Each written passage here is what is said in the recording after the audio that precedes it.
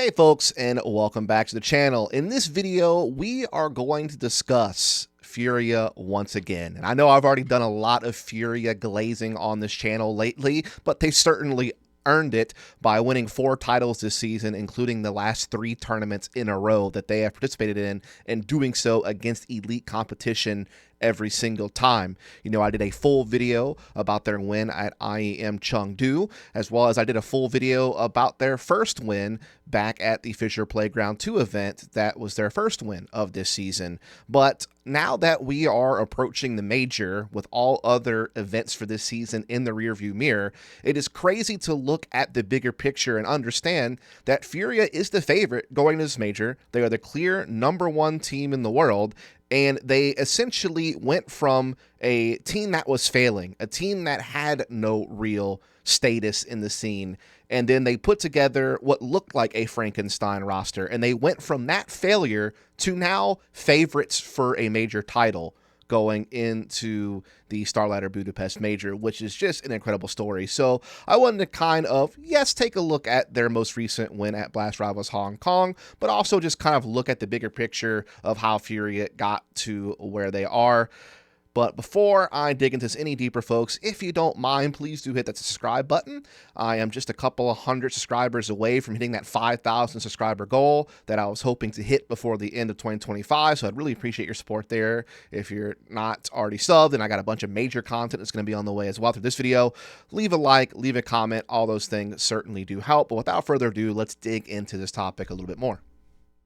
So as I already discussed in some of my previous videos about Furia, it is kind of crazy just how this roster came together and how successful it has been, despite the fact that we had very little expectations of this lineup when it first came together. Again, I went into great lengths about this in my 2 previous videos about Furia, but kind of the, you know, Cliff Notes version of it, I guess you could say, is that Fallen giving up the primary opping role and becoming a IGL rifler was certainly under scrutiny. I mean, this guy hadn't been a primary rifler for like 10 years or something like that, back when ZQKS was his primary operator when he was playing on that Kaboom TD team that played at X Games Aspen back in 2015, until the roster obviously developed into Luminosity, and then later on SK, and then he became the primary operator in IGL of those teams who went on to do very great things. But if we're honest, these last few years, Fallen had really struggled with the op. Furia had struggled under his leadership, and this was a huge pivot, and really the, you know, few times we have seen this happen, it hasn't really worked out. You know, look at Wakadian when he tried to go to a rifling IGL at Astralis because Device was obviously on that roster, and how that didn't work out. But Fallen has not only been able to do so, his calling has grown. The team looks better under his leadership now. He's able to react a little bit better, it seems like. It just seems like he's kind of learning different things along the way, and he's actually able to have impact fragging-wise. Yes, his overall numbers aren't going to leap off the page, but he is, in fact, doing great things. Yuri has kind of had his role change. You know, he's kind of leaning more and more into kind of anchor and supportive roles, away from being one of the primary stars of Furia like he had been in the past alongside K Serrato. You know, those were the dynamic duo of Furia when they were having their successes, and while they were certainly able to climb the international rankings and have some big finishes and some big tournaments, they weren't putting the hardware in the cabinet. But now they are, and Yuri's kind of new role in this team has been phenomenal. And honestly, in this last tournament, as we'll talk about, he was putting up some of the best numbers on the roster. He was at times like the 2nd or 3rd best player on the team in the server, at times ahead of Yakindar, you know, doing really great things. So really have to give a whole lot of props. I feel like this guy is kind of the unsung hero, the one that doesn't get talked about a lot, because obviously Fallen, you know, moving to rifling IGL is a huge storyline. Yakindar recovering his form is a huge storyline. K Serrato, you know, continue to be a true star player, at this time able to get MVPs and trophies in the cabinet, being a huge storyline. And obviously Maladoy, the clear rookie of the year, and what he's been able to accomplish is another giant storyline. But do not let it overshadow the fact that Yuri has been such a great role player, a great trade fragger, a great anchor, at times can still create openings. It just does whatever job is required of him. Just a true soldier and a big performer, a luxury fourth best player, sometimes can be the second or third best player in the server, as I said. Then yes, Yakindar. I mean, crazy return to form on this roster. It didn't happen immediately. You know, when he was playing at PGL Astana and just some of the first couple events that this Furia were playing, he was doing really well on the CT side. Defensively, he was immediately having impact, that. But as an entry fragger, the first few events, he still wasn't quite hitting the mark for me. But what he has been able to do through this stretch of, 4 titles that they've been able to get, including the last 3 in a row, all of a sudden, he is just a fully fledged star aggressive rifler on both sides of the map. He has been one of the most successful entry riflers of the season. He has some of the best entry stats of any entry rifler in the world right now, and it is truly amazing how he has just somehow come back to life on this team. And then K Serrato, just an amazingly versatile rifler, can sometimes create openings, can sometimes be more of a mid to late round specialist or a trade fragger, one of the star CT players as well, playing some of the more star and aggressive CT positions and being able to just be super consistent and one of the best riflers in the world right now. He has been a star for a very long time. He has been widely touted as one of the best in Brazil for many, many years at this point. There was a lot of call for him to move on to an international team because Furia was struggling when they were still a Brazilian-only roster. People had hoped that maybe he would move on to another project, but he has stayed at home, and a lot of people thought that that was a bad decision, and I think there's a great argument for that. I think if he would have gone to an international team, maybe he would have had more success sooner in his career individually, but he stayed with this team. He continued to be the face of this project, and now that this international roster has come together around him, he is getting to finally, enjoy the fruits of his labor and continue to be a star and have great players around him and now start putting, trophies behind him. And that is remarkable stuff, truly. And speaking of that, I mean, what Maladoy has done is just incredible. An opper out of pure obscurity, had no real experience before this team, goes to PGL Astana in front of his home country and home city in that Barry's Arena and just delivers incredible performances on stage against elite level opposition, and now has just gotten better and better as time has gone on. A truly aggressive opper, a big playmaker, very flashy, but also can be reserved when need be. But man, when he wants to go for the repeat card, he wants to step that extra mile and try to make something happen. More than often, he is going to get it done, and he has become one of the best oppers in the world. And again, clear rookie of the year. It's not even close to my opinion anymore. So that is just kind of a, brief gloss over. And again, just to get back into it, this team really did come from failure to major favorites in a rapid amount of time. I mean, they were placing dead last or near dead last at virtually every other tournament prior to this lineup coming together this year. And then obviously last year, other than 9th to 11th at the Shanghai Major, very often doing very poorly other than IM Rio. That was really the only event that they had. So yeah, total failure of an organization for quite some time until this lineup came together. And I thought their performance at PGL Astana was a great performance as an opening event, even if the entire field wasn't as elite as some of the events that they are playing now. And on top of that, they were able to make the playoffs of the Blast Austin Major. So their first, few events together in kind of the latter part of the first season of the year was pretty solid. Yeah, Dallas wasn't great, but it is what it is. Fissure wasn't that great either, if we're honest, coming into this season. But then after Fissure, they tore it up from that point forward. I mean, they were able to go 5th, 6th at Cologne, top 4 at Blast Open London. Then they win their first title at Fissure Playground 2, which I did a full video on this. If you want to, kind of hear the details about this story a little bit deeper, go check out that video. Then they go into EPL and place top 8, and then they hit their run of 3 tournaments in a row, which I did a video just last week on their win at IM Chengdu. So definitely go check that out if you want to, hear that story in detail. And I talked a little bit about Thunder Pick as well on that one. But now let's just take a look at what they've done at Blast Rivals really quickly, and then just talk about what they look like going into the major as the clear favorite, in my opinion. So, I mean, at this event, I will admit that they got some lighter competition against Pain in a couple of these matches, but they were able to beat Vitality for a second time in a row in a BO3 after, of course, beating them in the best of 5 grand final at IM Chengdu. And so this was the previous #1 team in the world for a long time, obviously dominated the first season of the year, had historically one of the best seasons ever in Counter-Strike, had their own era going on. And Vitality has certainly still remained a top contender. I mean, they've won a trophy this season. They've never placed outside the top 4. They are still very much an elite team. They are probably, in my opinion, #2 behind Furia right now as far as who is likely to win the major or just in general ranking. But yeah, Furia proved that the best of 5 win over Vitality at Chengdu was not some sort of fluke. It was a 3-0, but it very easily could have gone either way in these maps. They were very, very tight games. It came down to really kind of key moments. But Furia coming up clutch, which is kind of another trait that you can really establish them for, is that they've been able to get the job done in these tight moments. And then they were able to put it to rest in this best of three by, again, even their overpass loss was in overtime. They win Nuke, and then they get a decisive win on Inferno, a map that Vitality was the best in the world on for a very long time this year. So, I mean, that was very decisive stuff. And then, yeah, just the match against Falcons, it's just crazy how they are able to battle adversity in this one. I mean, they get absolutely destroyed in the opening map on Inferno. And then Nuke, they win 13-9, but they were in a tight spot there.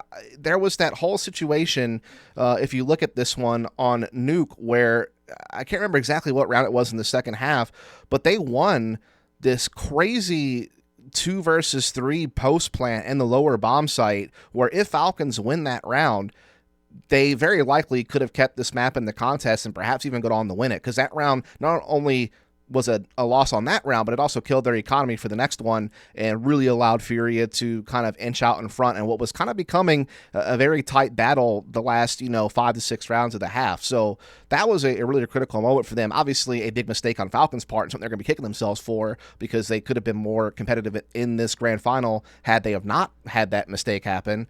But yeah, just truly, truly crazy stuff. And we're not done yet, because when you look at Train, this obviously went into multiple overtimes. And so this one was definitely very much up for grabs from both teams. Both teams showing you some pretty good Train T-side rounds on a map that we don't see a whole lot of brilliant T-sides on, if we're being 100% honest. But they had each a couple of really cool rounds that you could really kind of latch onto. And then obviously, Mirage, in another game that went into multiple overtimes to decide it, if it wasn't for K-Serato's 1v4 clutch, if Falcons are able to clean up that situation, then again, this is a map that they very easily could have won and kept this grand finals extended into a 5th map.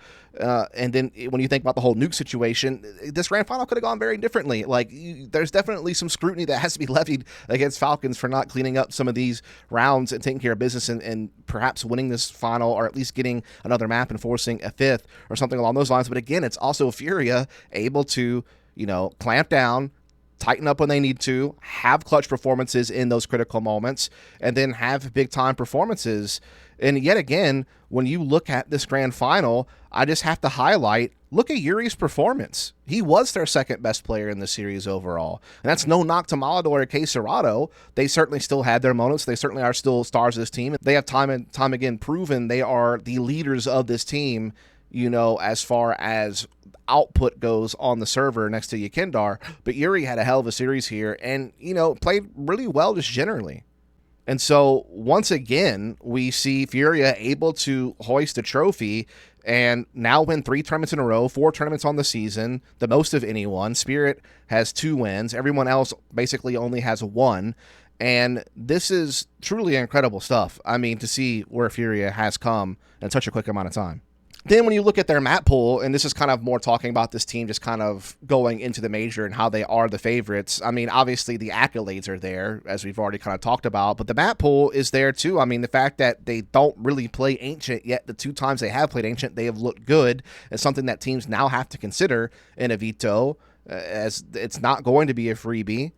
It gives them a little bit more flexibility in how they ban. Then when you look at DusT 2, they are pretty solid in this map recently. I mean, you look at this most recent stretch, like the last couple of games they played at Fisher Playground 2 to get their first title of this season, and from that point forward, their DusT 2 has been really solid. I mean, yeah, it's not the top of their pool or anything like that, but they can definitely play DusT 2 at a high level when need be, as you can see here. Then Inferno, they're 8-4 in their last 12 games. So even if their overall record isn't the best, some of this was kind of early, hitches early on where they were kind of win 1, lose 1, weren't really able to establish any consistency on Inferno at first. But yeah, now they're 8-4 in their last 12 games.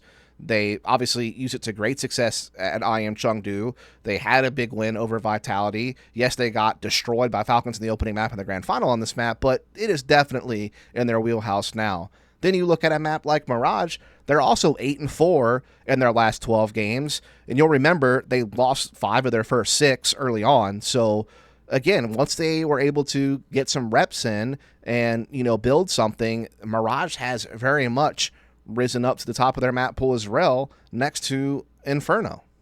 And then we actually hit their 3 best maps. So Nuke, 14-4 record overall, and they have won 12 of their last 14 games. I mean, they are up there as one of the best nuke teams in the world, if not the best nuke team in the world. I think Falcons has definitely had their own great stretch of nuke play. Obviously, Vitality in the past has had some really good nuke. Spirits had some really good nuke. But this is a team now that has firmly established themselves at the top of the pecking order when it comes to nuke. Then you look at Overpass, 14-3 record on Overpass. They have only lost 1 game in their last 14 games played on Overpass.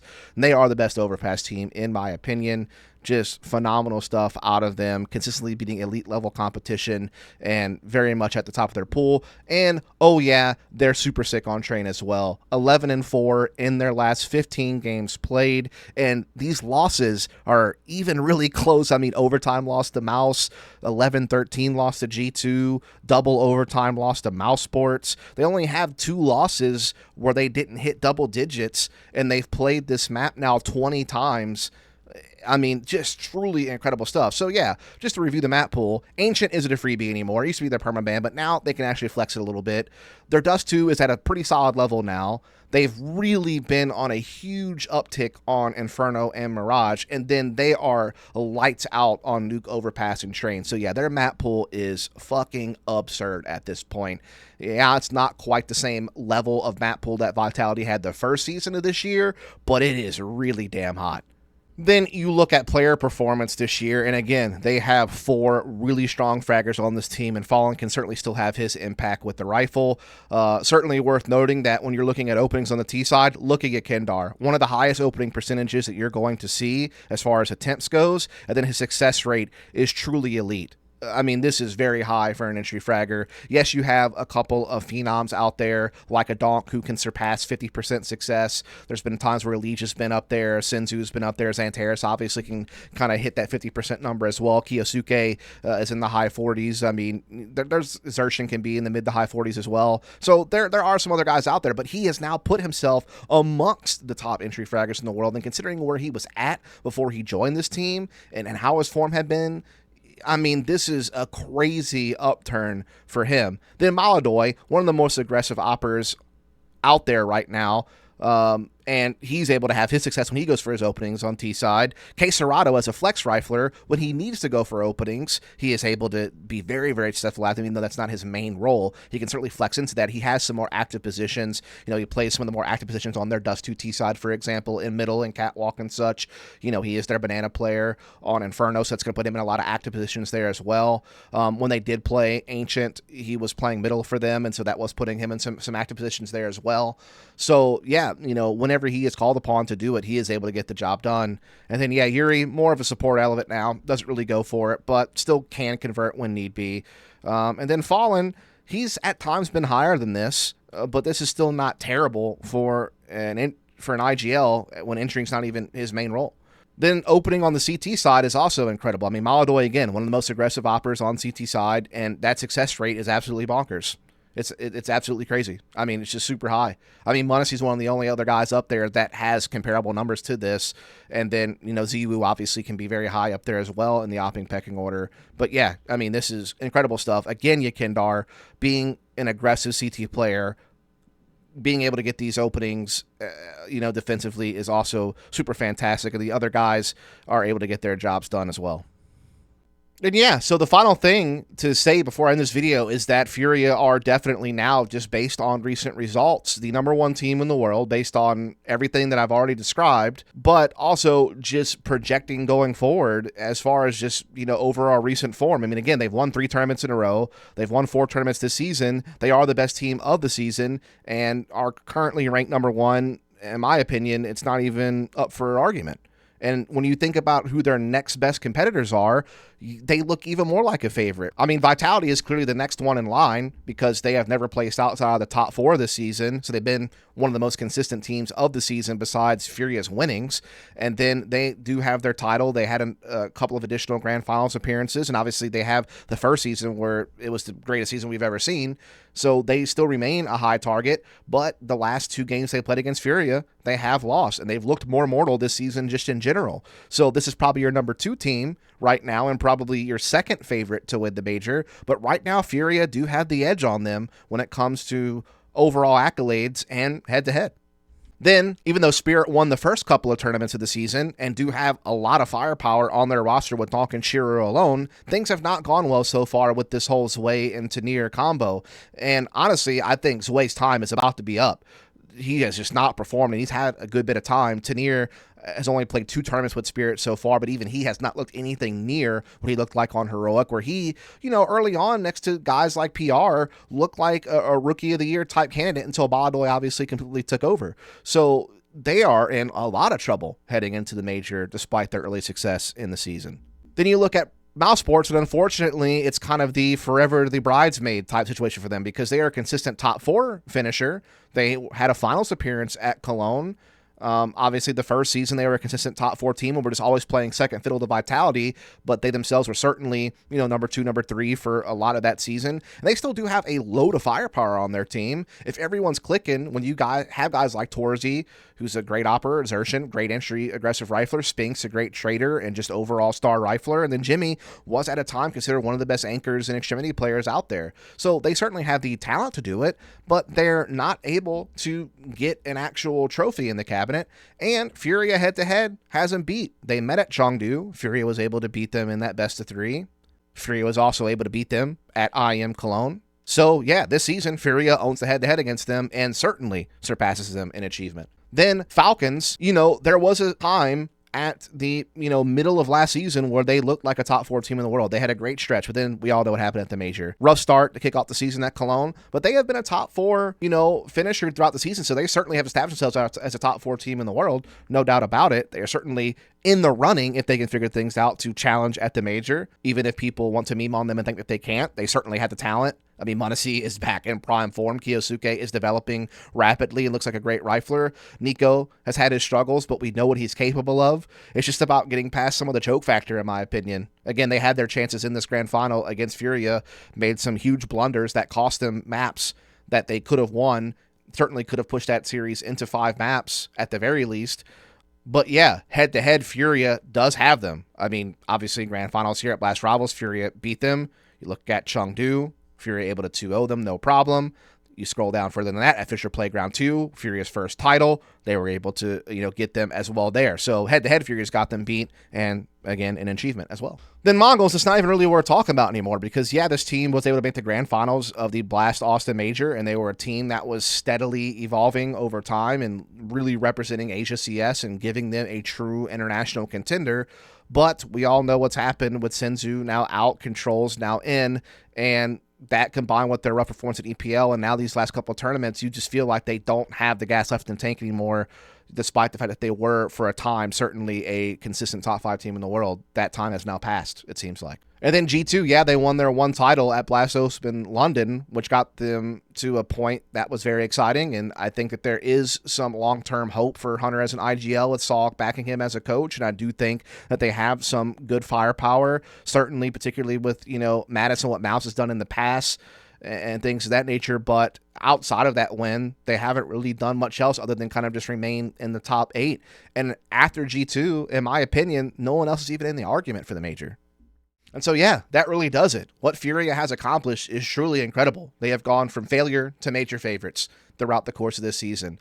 They have went from achieving nothing really of value other than some big finishes in some international tournaments like IM Rio, top 4 last year, but that was really about it that year. Yeah, they've had some other moments with previous iterations of the roster where they've been able to get, some decent finishes, but never able to get trophies. Now they have won 4 in a season, including the last 3 in a row. And when you look at how they have matched up head-to-head against the other top contenders for this next major, they are beating them and look in fine form, and they only have a little bit of time now to rest, recover, and maybe even reinvent some new things, keep themselves out in front. Yes, there is certainly a chance that Vitality could win this next major. They are a team that has that class about them. They can still get the job done, in my opinion. There is maybe a chance for Falcons to break through just based on what we've seen out of them recently and how much firepower they have. Yes, mouse sports have kept themselves up near the top for a long time, but they haven't been able to cash in on a trophy. Could it all come together at the major? Certainly possible. I think you have to at least say that it could happen in theory, right? And there's a couple other teams out there that could play a wild card or something like that, but there's no doubt that Furia are the favorites, and there's no doubt that Furia are now a #1 team in the world, which they were a team that was barely in the top 15 not that long ago. To go from that to #1 is truly incredible, and so I did want to talk about it just a little bit more, although I've already done a lot of content about them lately. But again, they've earned it. They've earned the glazing, so to speak, with all that they have achieved here lately. But that's going to do it for this one, folks. Hope you enjoyed it. If you did, remember, subscribe, like, comment, and I'll catch you on the next one.